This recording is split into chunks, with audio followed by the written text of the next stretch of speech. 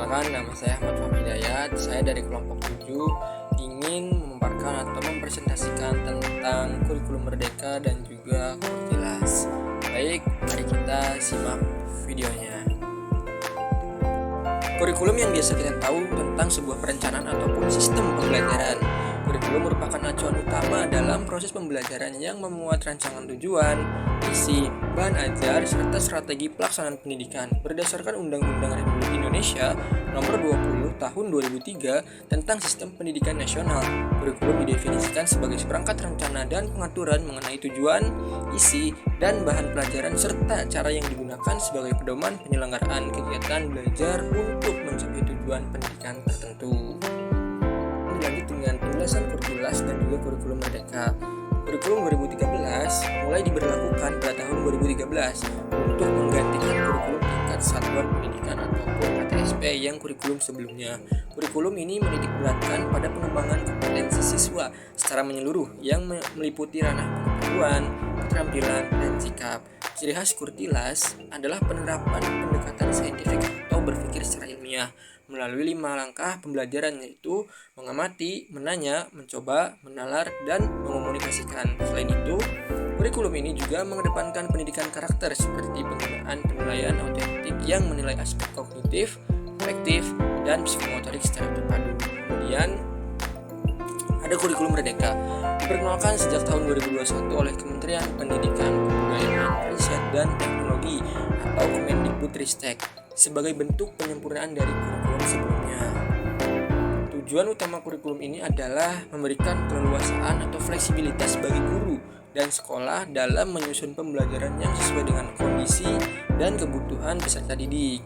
Kurikulum merdeka berfokus pada penguatan profil pelajar Pancasila, yakni siswa yang beriman dan bertakwa, berakhlak mulia, mampu bekerja sama, bernalar kritis, kreatif, mandiri, serta menghargai. Bandingan kurikulum 13 dan juga kurikulum merdeka.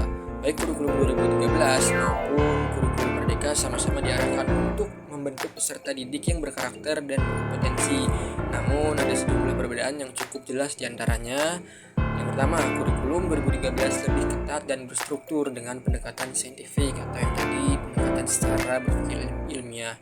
Sedangkan kurikulum merdeka lebih luas dan memberi ruang besar bagi inovasi guru serta siswa atau fleksibel. Kemudian, kurtilas itu memuat kompetensi dasar yang ditentukan secara nasional, sedangkan kurikulum merdeka menitikberatkan pada pembentukan profil pelajar Pancasila melalui proyek lintas disiplin. Kemudian, dalam kurtilas relatif padat, sementara kurikulum merdeka menyederhanakan isi agar fokus pada hal-hal esensial. Kemudian, sistem penilaian di kurikulum 13 itu lebih administratif, sedangkan dalam kurikulum merdeka penekanan ada pada asesmen formatif yang berfungsi sebagai umpan balik untuk memperbaiki proses belajar. Atau sederhananya gini deh, jadi gini, kurtilas itu sistemnya masih agak kaku. Semua udah diatur dari pusat dan siswa kayak dipaksa buat ikutin target yang sama. Mau ngerti atau belumnya ya tetap harus lanjut. Jadi kalau misalkan yang ngerti harus ngerti. Jadinya kadang belajar tuh kayak memberatkan siswa dan siswa gampang stres. Kalau kurikulum merdeka sendiri lebih santai atau fleksibel, jadi anak tuh bisa belajar sesuai minat dan kecepatannya sendiri, gak harus sama kayak teman lain. Gurunya juga sekarang lebih kayak teman belajar yang bantu ngarahin, bukan ngatur semuanya. Jadi guru sebagai pendamping ataupun fasilitator. Tapi ya realitanya nggak semua atau sekolah dan guru langsung bisa ngejalanin sistem ini. Masih banyak yang beradaptasi, walaupun itu niatnya bagus banget sih.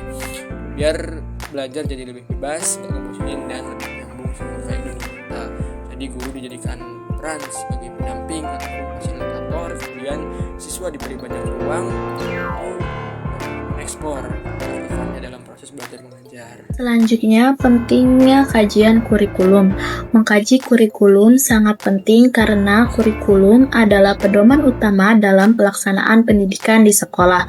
Segala kegiatan belajar mengajar berlandaskan pada kurikulum. Setiap kali ada perubahan kurikulum, dampaknya tidak hanya pada dokumen kebijakan, tapi juga mempengaruhi cara guru mengajar, pengalaman belajar siswa, dan bahkan arah tujuan pendidikan nasional. Oleh karena itu, penting bagi kita untuk memahami perbedaan, kelebihan, dan kekurangan antara kurikulum 2013 dan kurikulum Merdeka. Dengan pemahaman itu, guru, siswa, dan semua pihak di dunia pendidikan dapat menyesuaikan diri dan bersama-sama meningkatkan kualitas pembelajaran di Indonesia. Selanjutnya ada hasil observasi di MI Miftahul Nida Pamengkang. Nah, berdasarkan hasil wawancara dengan salah satu guru, diperoleh informasi bahwa dalam penyusunan rencana pelaksanaan pembelajaran atau RPP, fokus utama masih pada penyajian materi pembelajaran. Sementara itu, bagian penilaian biasanya diletakkan di akhir dan disesuaikan dengan materi yang diajarkan. Guru juga menyampaikan bahwa proses penyusunan RPP tidak terlalu sulit karena sudah banyak referensi dan contoh RPP yang bisa dijadikan acuan. Dalam pelaksanaan kurikulum Merdeka, guru memberi kesempatan kepada siswa untuk bertanya setelah penjelasan materi selesai. Agar pembelajaran tetap terarah, guru juga menekankan bahwa penguasaan materi sangat penting, terutama untuk menghadapi siswa yang kritis dan aktif dalam bertanya. Berdasarkan hasil pengamatan dan wawancara siswa kelas 6 menunjukkan antusiasme dan partisipasi yang tinggi dalam pembelajaran, terutama saat pelajaran bahasa Indonesia ketika membahas cerita rakyat. Mereka terlihat lebih interaktif, ekspresif, dan mampu menyampaikan gagasan dengan baik selama kegiatan belajar berlangsung. Dari sisi guru, beban kerja tidak terlalu berat karena adanya kerjasama dan saling membantu antar guru. Namun, guru juga menyampaikan bahwa masih ada kendala, yaitu keterbatasan sarana dan prasarana sekolah. Guru menilai bahwa kurikulum Merdeka memiliki banyak kelebihan seperti meningkatnya keterlibatan siswa dalam proyek pembelajaran, adanya kegiatan ice breaking yang membuat suasana belajar lebih menyenangkan, serta pembelajaran yang lebih interaktif, kreatif, dan partisipatif. Kurikulum ini juga memberi ruang bagi siswa untuk menunjukkan keterampilan non-akademik. Namun, guru mengakui bahwa penerapannya belum sepenuhnya optimal karena masih terkendala oleh fasilitas dan sarana-prasarana yang terbatas.